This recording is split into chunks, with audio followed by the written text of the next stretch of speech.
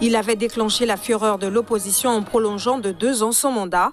Le président somalien fait marche arrière et charge son Premier ministre d'organiser les élections.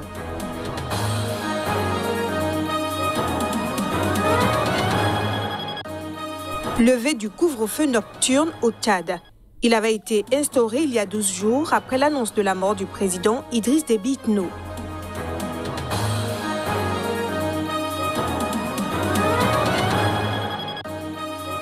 Le président congolais décrète l'état de siège au Nord Kivu. Félix Tshisekedi doit encore détailler par ordonnance les modalités de cette sorte de loi martiale qu'il a annoncée vendredi.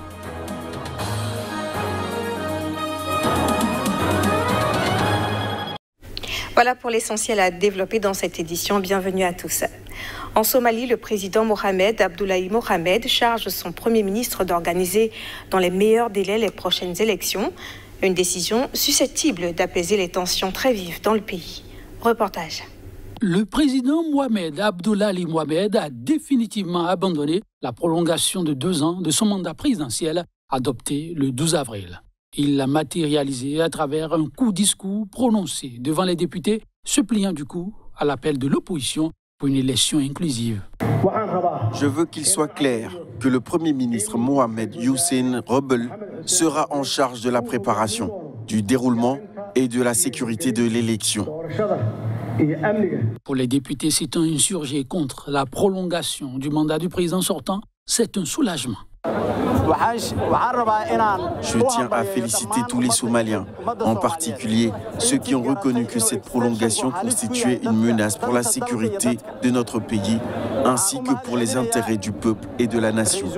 Je remercie le Premier ministre, les dirigeants des États Kalmudug et Hirshabelle, qui se sont opposés à une prolongation de 2 ans et ont forcé le président dictateur à se retirer. Nous saluons et sommes très heureux du retour à l'accord du 17 septembre qui était inclusif. Nous saluons également le Premier ministre pour diriger la mise en œuvre de la sécurité des élections. C'est par 140 voix pour, 0 contre et 0 abstention que le retour à l'accord du 17 septembre, accord favorable à une élection inclusive, a été acté. Cet accord prévoit l'organisation d'élections selon un système indirect similaire à celui adopté en 2017 où des députés spéciaux choisis par de multiples chefs de clan élisent à leur tour les parlementaires qui votent ensuite pour le président. La junte au pouvoir au Tchad a annoncé ce dimanche la levée du couvre-feu. Le couvre-feu avait été instauré il y a 12 jours après l'annonce de la mort du président Idriss Déby Itno. Précision. Après évaluation des mesures initialement prises par le Conseil militaire de transition CMT sur l'ensemble du territoire national et de la situation sécuritaire, le couvre-feu instauré le 20 avril 2021 est levé dimanche, selon un décret signé par le général Azem Bermando Aguna.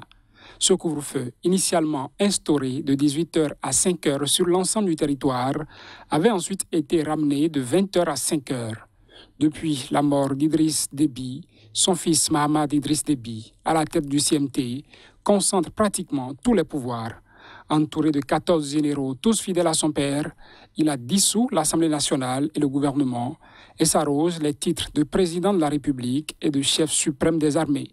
Des manifestations contre la junte à l'appel de l'opposition et la société civile qui dénoncent un coup d'État institutionnel ont fait le 27 avril 6 morts à N'Djamena et dans le sud, selon les autorités, 9 selon une ONG locale. Plus de 650 personnes ont été arrêtées lors de ces manifestations interdites et durement réprimées. Depuis mi-avril, des combats opposent l'armée au groupe rebelle du Front pour l'alternance et la concorde au Tchad, FACT, basé dans le sud de la Libye. C'est en se rendant sur le front contre le FACT qu'Idriss Déby, tout juste réélu, a été tué selon les autorités.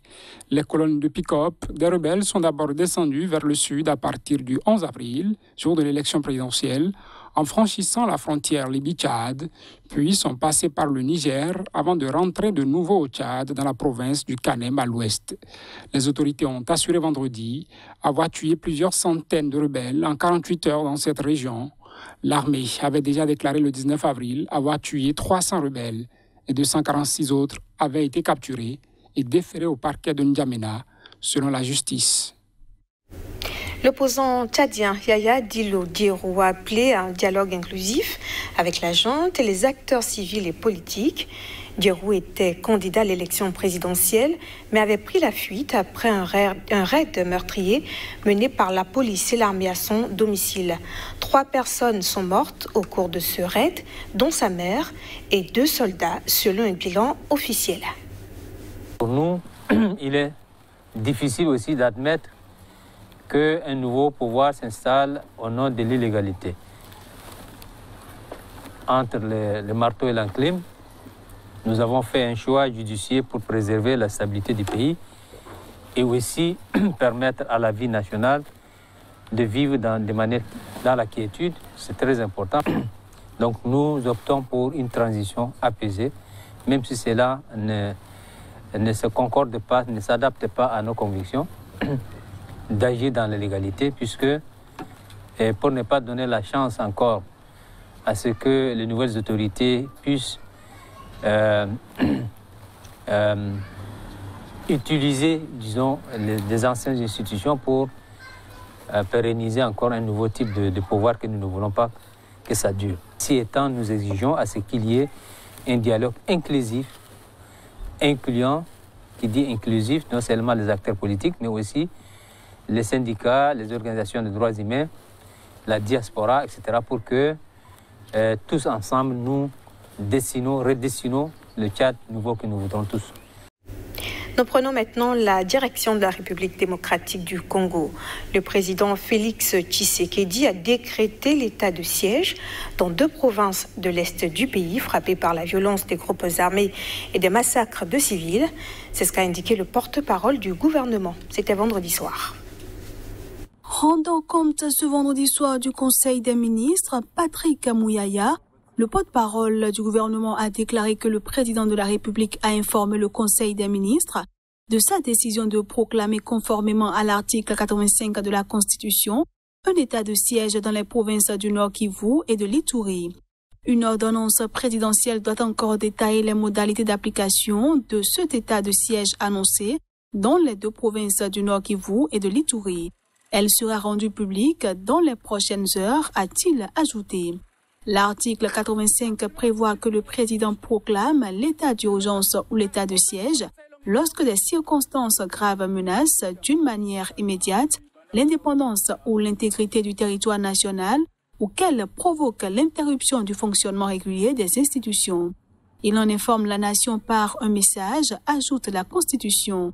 Ce jeudi, le président Félix Tshisekedi avait prévenu qu'il préparait des mesures radicales face à l'insécurité dans l'Est du pays. Lundi, son nouveau Premier ministre Jean-Michel Sama-Lukonde évoquait déjà l'état d'urgence à l'Est, avec notamment le remplacement de l'administration civile par l'administration militaire. Le Nigeria va restreindre l'accès à son territoire à tous les voyageurs étrangers ayant séjourné au cours des 2 semaines précédentes au Brésil, en Inde et en Turquie. Cette mesure vise à contenir la propagation du coronavirus. Le Nigeria ferme ses frontières aux voyageurs en provenance du Brésil, de l'Inde et de la Turquie.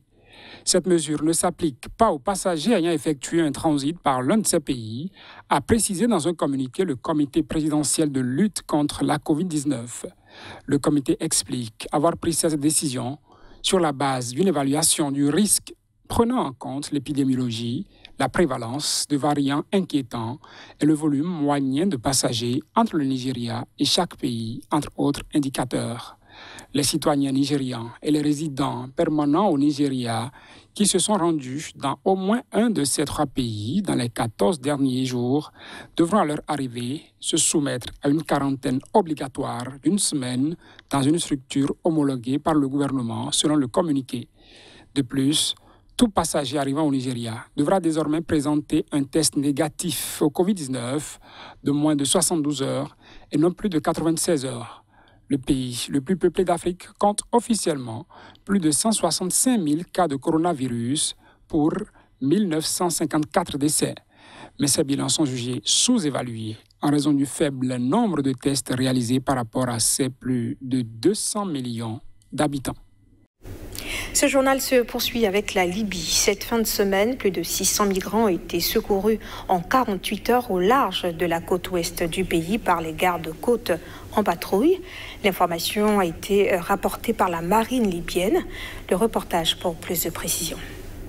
L'opération de sauvetage des 600 migrants et plus au large des côtes libyennes a été conduite par 3 différents groupes. Le premier groupe, les patrouilles des gardes-côtes et de la sécurité des ports, ont secouru au nord-ouest de Tripoli 334 migrants clandestins, essentiellement de nationalité africaine. Ces migrants, qui tentaient de gagner l'Europe par la mer, étaient à bord de 4 canots pneumatiques.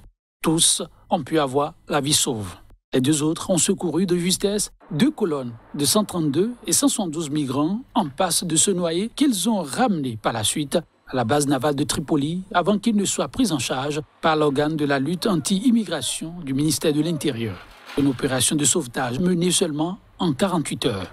De la désolation face à l'effectif en pleine pandémie de Covid-19. Les migrants ainsi secourus ont pu tous bénéficier de l'aide d'urgence de l'OIM, l'Organisation internationale pour les migrations, dont les équipes s'illustrent de plus en plus positivement sur le terrain. Pour des dizaines de milliers de migrants cherchant chaque année à gagner l'Europe par les côtes italiennes, la Libye est un important point de passage. Et puis en Birmanie, des milliers de personnes ont manifesté ce dimanche dans plusieurs régions du pays, certains espérant un printemps révolutionnaire. Les manifestants très remontés appellent à la libération de Aung San Suu Kyi, assignée à résidence depuis le coup d'État. Reportage. 3 mois après le coup d'État de la junte contre le gouvernement civil, les mouvements d'humeur restent d'actualité en Birmanie. Des rassemblements se sont une fois encore formés très tôt dimanche à Rangoon, au-devant des manifestants radicaux appelant à l'avènement d'un printemps révolutionnaire. Des jeunes se sont notamment rassemblés à un carrefour de la capitale économique avant de défiler rapidement dans les rues. Notre chemin mène à la démocratie. Notre chemin mène à la chute de la dictature militaire, ont-ils scandé avec 3 doigts levés en signe de résistance. Des centaines de personnes ont également défilé dans la région de Mandalay, dans le centre du pays, avec en tête des cortèges de moines en robe safran portant le drapeau de la Ligue nationale de la démocratie, LND, le parti de l'ex-dirigeante Aung San Suu Kyi. La lauréate du prix Nobel de la paix 1991, quant à elle, n'a pas été vue en public depuis son arrestation lors du putsch qu'il a renversé le 1er février. Elle est depuis assignée à résidence. Ces 3 derniers mois, près de 760 civils sont tombés sous les balles des forces de sécurité et quelques 3500 sont en détention, d'après l'ONG locale, l'Association pour l'aide aux prisonniers politiques, l'AP. La junte, qui affirme que l'AP est une organisation illégale, dénombre quant à elle 258 manifestants morts, de même que 17 policiers et 7 militaires. Ce sera tout pour cette édition. Merci de l'avoir suivi et restez avec nous pour la suite de vos programmes sur Sika TV.